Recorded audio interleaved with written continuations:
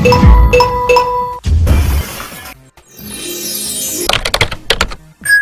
تنسى دعمنا بالاشتراك في القناة والضغط على زر الإعجاب. حرق اسطوانة الهيرين بوت آخر إصدار على الفلاشة، ده البرنامج اللي هنستخدمه، ودي اسطوانة الهيرين بوت. هنفتح البرنامج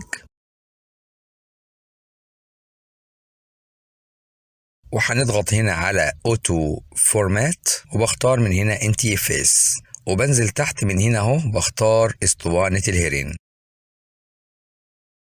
انا ليه مستخدم البرنامج ده؟ لان انا ممكن في البرنامج ده اضيف مع اسطوانة الهيرين اضيف نسخة ويندوز 7 مثلا او 8 او 10 او 11 او ويندوز اكس بي، وهضغط على التشيك مارك ده عشان خاطر يعمل لي تيست. بعد ما يخلص التيست ده بيعرفني ان كانت الفلاشة شغالة بوت ولا لا. بس كده، وهنضغط على جو.